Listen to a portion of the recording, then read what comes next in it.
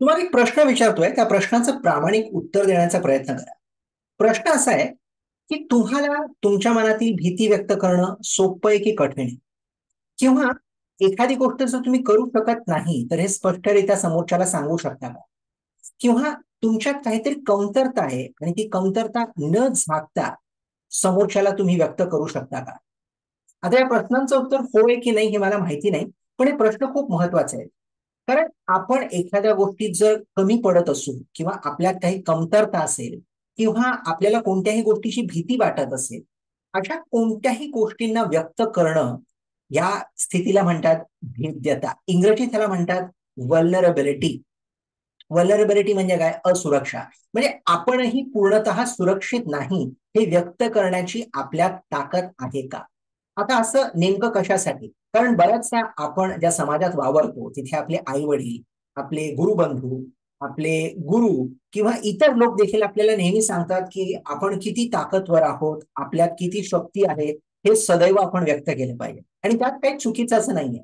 पण त्याचसोबत ज्या गोष्टी आपल्याला जमत नाहीत किंवा आपण केलेल्या आहेत पण त्याच्यात चुका घडल्या किंवा एखाद्या गोष्टीची आपल्याला भीती वाटते किंवा चीड वाटते, हे देखील व्यक्त करण्याची ताकद ही अत्यंत महत्वाची आहे आणि त्यालाच म्हणतात भेद्यता.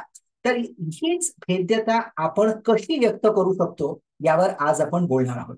तर यासाठी चार महत्वाच्या गोष्टी आहेत ज्या लक्षात घेणं अत्यंत गरजेचं आहे. चला मग सुरुवात करूया.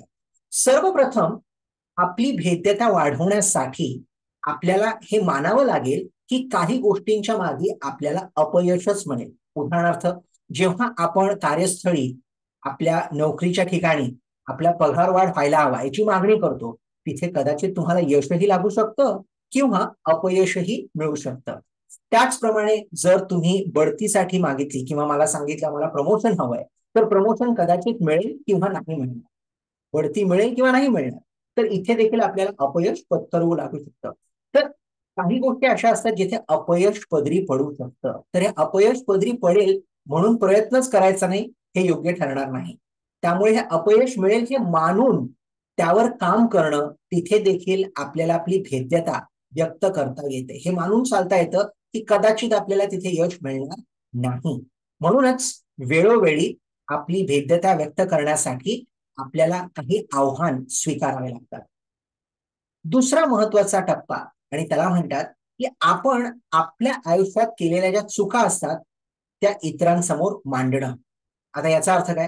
बऱ्याच वेळा असं होतं की जर आपण नेतृत्वपदी असू किंवा आपण उच्च पदस्थ असू, तर आपण आपल्या टीम समोर, आपल्या संघासमोर नेहमी आपण काय चांगलं केलंय, आपण यश कसं मिळवलं, आपण किती मेहनती आहोत, याच गोष्टी मांडत असतो. पण बहुतांश वेळा त्याच्यामुळे होतं असं की जेव्हा आपण आपल्याबद्दल चांगल्या गोष्टी मांडतो, काही काळानंतर लोकांना वाटू लागतं, अरे हे माझ्या बाबतीत शक्य नाहीये कारण मी एक सर्वसामान्य व्यक्ती आहे, ही समोरची व्यक्ती मात्र महान वाटते, आपल्याला काही असं जमणार नाही. त्यामुळे कुठे ना कुठे तुमच्यामध्ये आणि त्यांच्यामध्ये दरी निर्माण होऊ लागते. पण जर आपण चांगले वक्ते पाहिले असतील किंवा चांगले नेते पाहिले असतील, ते आपल्या आयुष्यातील अपयश अगदी चांगल्या रीतीने निर्भीडपणे मांडतात. याचा अर्थ मी कुठे चुकलो, मी लहानपणी अशा चुका केल्या त्याच्यातनं हे चुकलो, नोकरीवर ह्या चुका केल्या त्याच्यातनं हेच एक चुकलो आणि हे शिकलो. तर अशा गोष्टी जेव्हा आपण मांडतो, आपल्या चुकांना जेव्हा आपण व्यक्त करतो, त्याच्यातनं आपण लोकांशी भावनात्मकरित्या जुळू शकतो. आणि म्हणूनच आपली भेद्यता जर वाढवायची असेल, तर आपल्याला लोकांना हेही सांगता आलं पाहिजे की आपण कुठे चुकत आलेलो आहोत, त्यातनं आपण काय शिकलो आणि लोकांनी त्या चुका का करू नये. तर बऱ्याचदा या गोष्टीकडे दुर्लक्ष होतं आणि फक्त आपण आपल्या चांगुलपणा सांगत राहतो, पण त्याचसोबत आपल्या चुका किंवा आपण जिथे कमी पडत आहोत या गोष्टी जर व्यक्त केल्या, तर त्याच्यातनं आपण लोकांशी नक्कीच जुळू शकतो. तिसरी आणि महत्वाची गोष्ट याचा अर्थ असा की आपल्या ज्या भावना आहेत त्या व्यक्त करणं, विशेषतः त्या भावना ज्या चांगल्या नाही मानल्या जात बऱ्याचदा. उदाहरणार्थ, जर आपल्याला आनंद होतोय तर आनंद बरेच लोक व्यक्त करू शकतात, पण त्याचसोबत काही वेळेस आपल्याला राग येतो, काही वेळेस आपल्याला दुःख होतं. तर अशा भावना देखील आपण इतरांसमोर स्पष्टरित्या मांडू शकतो का, हे तितकंच महत्वाचं आहे. आता राग आला म्हणजे जोरजोरात किंचाळलंच पाहिजे असं मुळीच नाही म्हणायचं मला. पण त्याचसोबत लोकांना हे सांगणं की ही गोष्ट मला आवडलेली नाहीये, मला या गोष्टीचा राग वाटतो, मला या गोष्टीची चीड येते, हे सांगणं तितकंच महत्वाचं आहे. त्याच्यामुळे लोकांना असं कळेल की तुम्हाला कोणत्या गोष्टी आवडतात, कोणत्या गोष्टी आवडत नाही, कोणत्या गोष्टी तुम्ही सहन करता आणि कोणत्या गोष्टी सहन करत नाही. याच्यामुळे लोक तुम्हाला गृहीत धरणार नाही आणि त्यांना हे देखील स्पष्ट कळेल की तुम्ही त्यांच्यासारखे एक सामान्य व्यक्ती आहात ज्याला भावना आहेत. त्यामुळे आपल्या भावना असणं जितकं महत्वाचं, त्या भावना योग्य रीतीने व्यक्त करणं देखील तितकंच महत्वाचं, जेणेकरून लोकांना कोणताही गैरसमज होऊ नये. त्यामुळे आपल्या भावनांना व्यक्त करणं शिका. आणि चौथी आणि मला वाटतं कदाचित सर्वात महत्वाची गोष्ट अशी आहे की आपल्या व्यक्तिमत्वाची कमतरता आहे त्याबद्दल स्पष्टरित्या पारदर्शकरित्या लोकांना सांगणं. आता याचा अर्थ काय? बऱ्याचदा आपल्याला एखादी गोष्ट जमत नाही किंवा बऱ्याचदा आपल्याला एखादी गोष्ट करायला आवडत नाही किंवा भीती वाटते. कदाचित तुम्हाला पोहायला जमत नसेल किंवा तुम्हाला गाडी चालवायला जमत नसेल किंवा तुम्हाला विदेशागमन किंवा इतर ठिकाणी एकटं जाणं जमत नसेल. काही गोष्टी असू शकतात किंवा एक संघाला कसं सांभाळतात, त्याचं नेतृत्व कसं करतात हे तुम्हाला येत नसेल. बऱ्याच अशा गोष्टी आहेत. त्यामुळे ज्या गोष्टी आपल्याला जमत नाहीत, जिथे आपण कमी पडतो, याच्याबद्दल देखील समोरच्याला सांगणं की हे मला येत नाही, हे मला जमत नाही किंवा हे मी केलेलं नाहीये.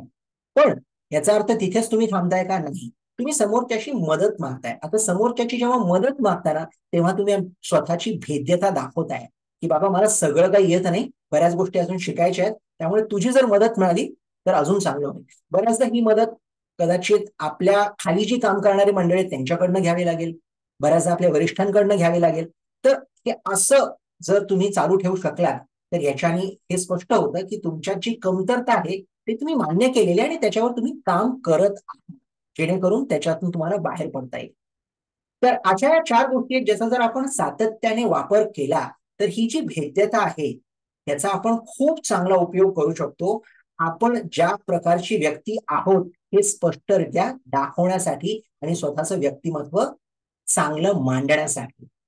कोणत्या 4 गोष्टी? सर्वप्रथम आपण हे मानून चाललं पाहिजे की किती जरी प्रयत्न केले काही गोष्टींमध्ये आपल्याला अपयश मिळणार, म्हणूनच ती गोष्ट करून पाहायला हवी. दुसरी महत्वाची गोष्ट, ज्या चुका आपण केलेल्या आहेत त्या चुकांमधनं आपण काय शिकलो याचा उलगडा लोकांना करणं. तिसरी महत्वाची गोष्ट, आपल्या ज्या भावना आहेत, विशेषतः ज्या भावनांमुळे आपल्याला त्रास होतो, दुखावले जातो, अशा भावना व्यक्त करणं. आणि चौथी महत्वाची गोष्ट, आपल्या ज्या कमतरता आहेत त्या लोकांसमोर मांडणं, जेणेकरून आपण त्यांची मदत घेऊ शकतो आणि कदाचित त्या कमतरतेला हळूहळू कमीही करू शकतो.